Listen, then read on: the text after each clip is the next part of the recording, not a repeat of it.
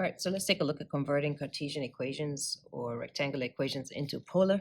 All right, so let's graph this on the Cartesian plane or rectangular plane. If you remember the equation of a circle, this means the center is 0, 0 with a radius of 3.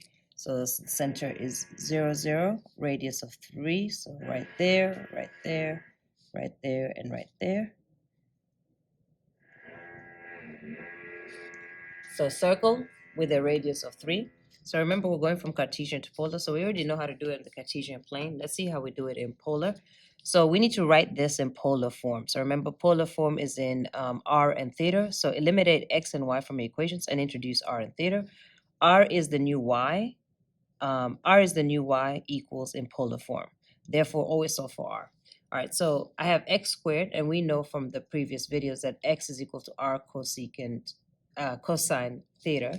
So we need that squared. So that's going to be r cosine theta squared plus y squared, and y is equal to r sine theta. So we're going to square that. R sine theta squared is equal to 9. Okay.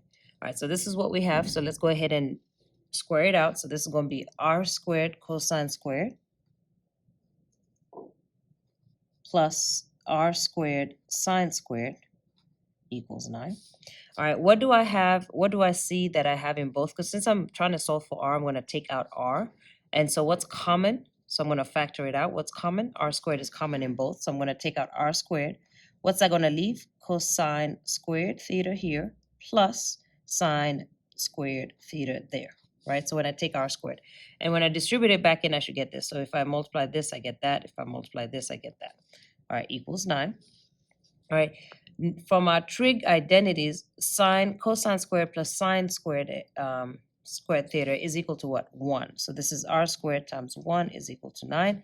1 times r squared is r squared. So that's equal to 9. Square root both sides. So r is 3. And I don't have to worry about doing plus and minus because it's around the whole circle. So I have a radius of 3 on my polar. And since they don't give me a theta, I can just graph a radius of 3. 1, 2, 3. All right, so that's all of this around here. All right, so it doesn't even matter what theta is, it's going to lie on one of these points right here. All right, so we are converting Cartesian into polar. All right, a couple of new words that we need to go over. The origin is called the pole. So in here, now that we're in polar form, it's called the pole. The x-axis right here is called the polar axis. All right, so I'm gonna switch from the x-axis, same polar. All right, so let's take a look at an example. That's the theory behind it. Write y is equals x in polar form. So remember, whenever you're doing polar form, you're trying to get rid of x and y and introduce r and theta. All right, so remember, r equals is the new y equals, so you always want to solve for r. All right, so y. We know that y is equal to what? R sine theta. So let's go ahead and write that. So r sine theta is equal to x, which is equal to r cosine theta. As a matter of fact, because I see r in both, let's divide everything by r. Let's just get rid of r.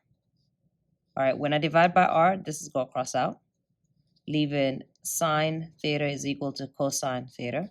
All right, let me divide both sides by cosine, and you'll see why in a second. Divide both sides by cosine.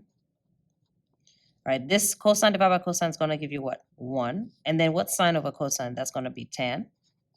All right, so what is theta? The inverse tan of 1. And what is that equal to? Pi over 4. Right, so you're looking for where y and x are the same, and that happens at pi over 4. All right, so if I was to graph this, there is no r, but I do have pi over 4. So pi over 4 is, let's see, they've split this up a little bit weird. I'm just going to add it in here, so it's over here. All right, so it's this line right here, because this is the line pi over 4, right? And so this is y equals x, which makes sense, because if you were looking at it in terms of x and y, that is the line y equals x, which is the same line as pi over 4. All right, so again, we're just converting from Cartesian into polar. I'll do another example. So write x equals 2 in polar form. So remember, again, you're just substituting in what you know. So x is r cosine theta. So this is going to be r cosine theta is equal to 2. Okay, so solving for r, I'm going to divide both sides by cosine theta. This is going to cross out. So I'm going to have r is equal to 2 cosine theta. And I'm just going to show you that that is the same thing. So on the Cartesian plane, I expect to see 1, 2, and then I expect to see x equals 2. So that's a line going like this. This is the line x equals 2, right? On the polar, you're going to get, you should expect to see the same thing. This is 2, so you should see, here's a circle of 2. I'll just do another one. All right, so on 2, you should expect to see this. All right, let me go ahead and just show you that on the calculator.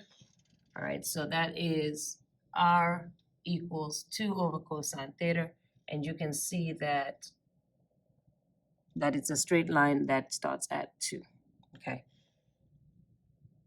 All right, so write this in polar form. So again, y is equal to r sine theta.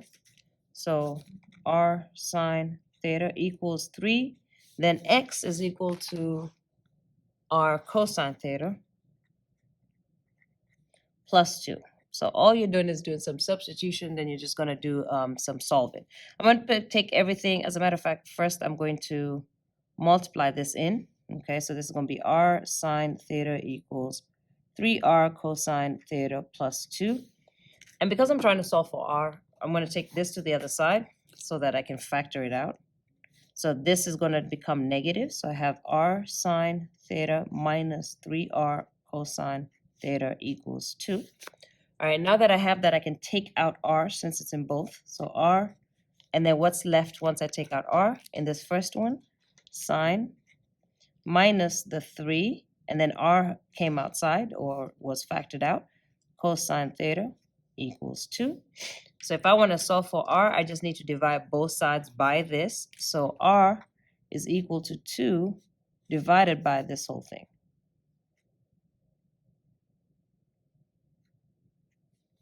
Okay, so it looks really funny, but it is what it is. So I'll show you on the calculator that it's the same thing. So let's go ahead and graph it in Cartesian. So y equals mx plus b, where m is slope is rise 3, run 1, and b is 2. So starting at 2, I'm going to go 1, 2, 3, 1. So 1, 2, 3, 1. 1, 2, 3, 1. All right, so it should look like this when I graph it here.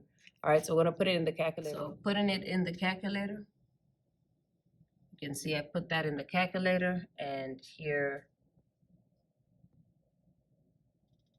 it is. And you can see the y-intercept is what? 2, and it's a straight line going positive slope.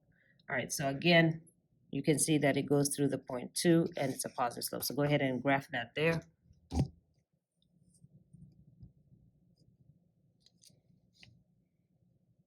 So it's a line that goes through here. And all right, so boom. All right, so go ahead and do example 5. Let's practice.